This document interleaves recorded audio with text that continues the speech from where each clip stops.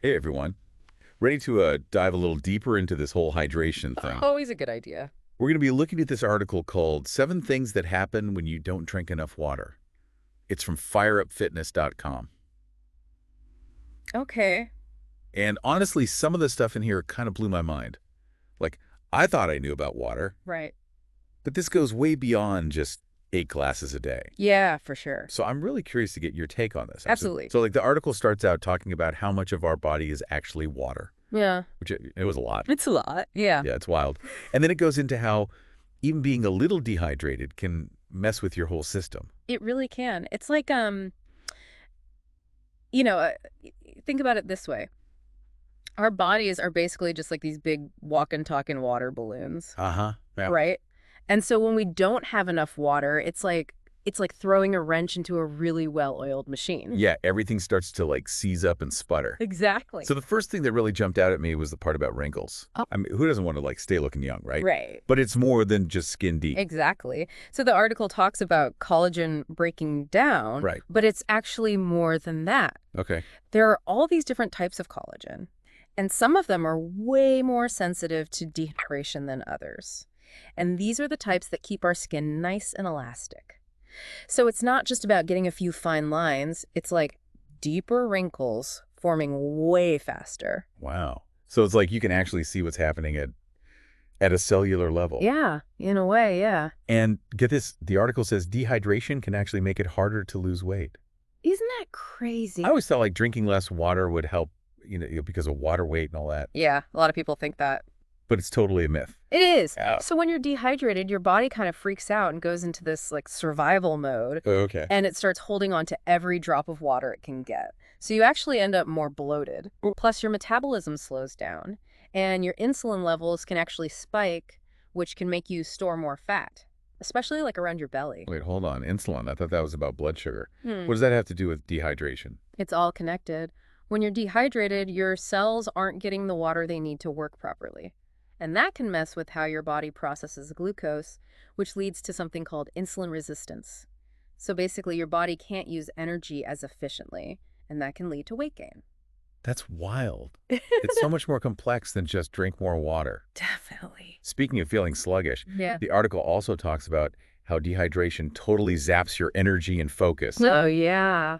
I definitely get that brain fog when I haven't had enough water. Yeah. Well, think about it. When you're dehydrated, you have less blood volume, Okay. which means less oxygen is getting to your muscles and your brain.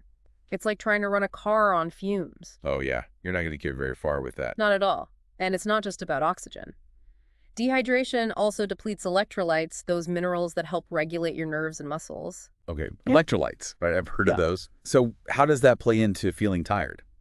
Well, things like sodium, potassium, magnesium, they're all super important for making sure your muscles contract and your nerves send signals correctly. Gotcha. So when you're low on electrolytes, your muscles might cramp, you might get these weird nerve things going on, and your energy just tanks. It's like your body's electrical system is short-circuiting. So it's like a double whammy, less oxygen, A and D electrolyte imbalance. Exactly. No wonder we feel drained. Yeah. But this is where it gets even scarier. The article talks about dehydration increasing your risk of like heart problems and even cancer. Yeah, that's right. That's serious stuff. It is. And it's not just about your heart having to work harder when you're dehydrated. Your blood actually gets thicker, which makes it more likely to clot. Oh, wow. And that increases the risk of strokes and heart attacks. Mhm. And when it comes to cancer, chronic dehydration has been linked to damage to your DNA and more inflammation, which can actually create an environment where cancer cells can grow more easily. Okay, I'm definitely refilling my water bottle after hearing that. It's amazing how something as simple as staying hydrated can have such a huge impact on our health. It really is powerful. But what about the idea that thirst is like our body's last resort signal to drink? Hmm. Like, are there signs we might be dehydrated even before we feel thirsty? Absolutely. Thirst is actually a pretty late sign of dehydration. By the time you feel thirsty, your body is already running low. One early sign you can look for is the color of your pee. If it's dark yellow, that's a pretty clear sign you need to drink more. Okay, so we should be aiming for that pale yellow, almost clear color. Exactly.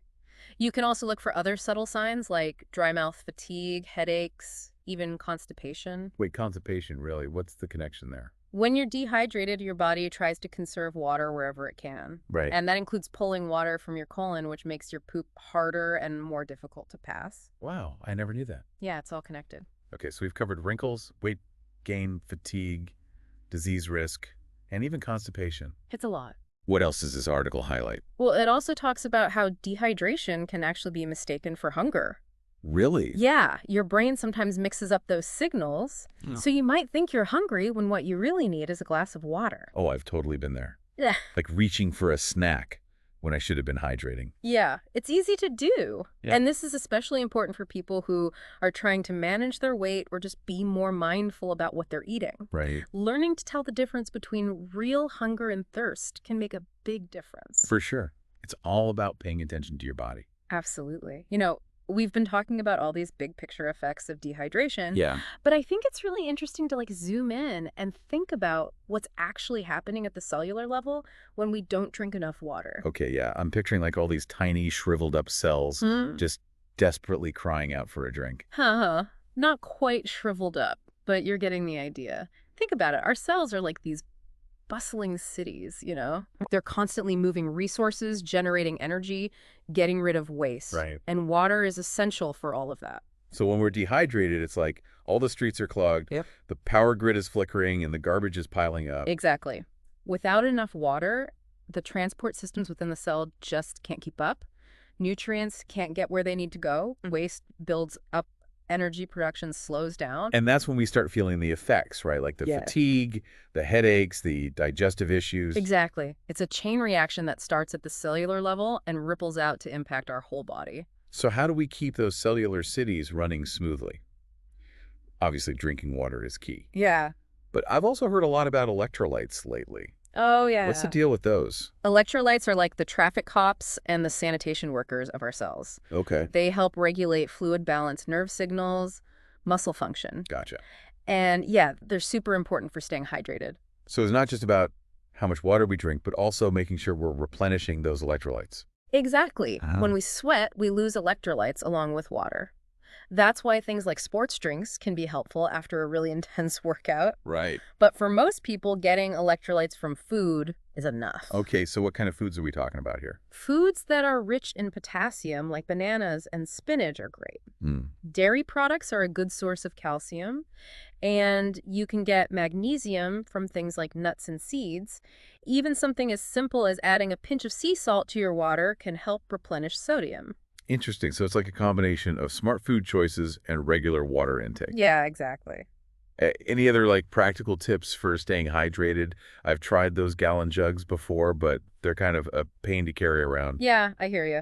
The good news is it doesn't have to be that complicated. Okay. Just keeping a reusable water bottle with you and sipping on it throughout the day is often enough. Right. You can even set reminders on your phone if you need to. I like that. Simple and sustainable. Exactly. But what about those times when you just totally forget? Like I've gone hours without drinking anything and then suddenly I'm like parched. Oh, yeah, that happens to everyone. One trick is to try and link drinking water to other habits, like have a glass before each meal or after brushing your teeth. Oh, that's a good idea. Yeah. I could definitely see myself doing that. Yeah, it's all about building those healthy habits. Totally. And, you know, everyone's hydration needs are different, right? Like your activity level, the Yeah. climate, even certain medications can affect how much water you need. Absolutely. You're right. It's really important to pay attention to your body's signals. So listening to those thirst cues and being mindful of those early signs of dehydration we talked about earlier, Exactly. it seems so simple, but I think a lot of us just like push through those signals until we're feeling really awful. It's true. No. We live in a culture that often glorifies pushing through discomfort. But when it comes to hydration, ignoring your body's signals can really backfire. Yeah, for sure. Well, I'm definitely rethinking my approach to hydration after this conversation. It's amazing how something so fundamental can get overlooked. It really is. But the good news is even small changes can make a big difference. Just by becoming more aware of our hydration needs and making a conscious effort to drink enough water, we can improve our health and well-being in so many ways. And speaking of those countless ways, I'm curious to learn more about the surprising consequences of dehydration we haven't even touched on yet. Is there anything else that might surprise our listeners? You know, there's actually a growing body of research suggesting that even mild dehydration can contribute to a range of health issues that might seem unrelated at first glance. Okay, so we're back, and as we've been talking about, all these ways not drinking enough water can affect us. Yeah. It really makes you wonder, right? Like, could some common health problems actually be linked to dehydration, even if we don't realize it? You're totally on the right track. Researchers are finding more and more evidence that even being a little dehydrated can contribute to all sorts of health issues. Really? Yeah, from headaches and fatigue to things like kidney stones and even urinary tract infections. Wow. Okay, so it's not just about being thirsty or having dry skin. We're talking about dehydration, potentially Mhm. playing a role in some serious conditions. Exactly. Like, take headaches, for example. Hmm. When you dehydrated, your brain tissue can actually shrink. And that shrinking pulls on the membranes that surround your brain, which can cause those pounding headaches. Ouch, that sounds awful. Yeah. I know I've definitely reached for the pain relievers when a headache hits, but maybe what I really needed was just a big glass of water. It's definitely something to consider. And then there's the connection to kidney stones. Okay. When we don't drink enough water, our urine becomes more concentrated, and that increases the risk of those minerals crystallizing and forming stones. So those painful little crystals that can get stuck in your urinary tract. Exactly. And it's not just kidney stones. Dehydration also makes it harder for your body to flush out bacteria, which can lead to urinary tract infections. Wow, I never realized there was a connection there. It's all connected. So basically, dehydration can create this perfect storm for these health issues to develop. Yeah, you could say that. But it's not just our physical health that's affected, right? The article also mentioned a link between dehydration and mental well-being. Oh, absolutely. Studies have shown that even mild dehydration can affect your cognitive function and your mood. It can impact your concentration, your memory, even your ability to regulate your emotions. So it's like our brains are running on low tower mode when we're dehydrated. Pretty much, yeah. It's making me realize just how important it is to make hydration a priority, not just for our physical health, but for our mental clarity and emotional well-being too. Couldn't agree more. Staying adequately hydrated really allows your body and mind to function at their best. Well, I think we've covered a lot of ground here today, from the cellular level to those surprising links to everyday health issues. It's clear that dehydration is a much bigger deal than many of us realize. What's the one big takeaway you want listeners to walk away with? I'd say the most important thing to remember is that hydration isn't just about quenching your thirst. It's about optimizing your overall health and well-being on every level. Well said. And it's empowering to know that something as simple as drinking enough water can have such a profound impact on how we feel. Absolutely. By making a conscious effort to stay hydrated, we're giving our bodies the best chance to thrive. I love that we have the power to make a difference. Yeah. So to wrap things up, any final thoughts or advice for our listeners as they go forth on their hydration journey? My advice would be to listen to your body, make hydration a regular habit, and be patient with yourself. It takes time to build new habits, but the rewards are definitely worth it. So true. Well, I think we've officially drained our water bottles of knowledge for today. Thanks for joining us on this deep dive into dehydration. It's been my pleasure. Remember, every sip counts. Stay hydrated and stay curious.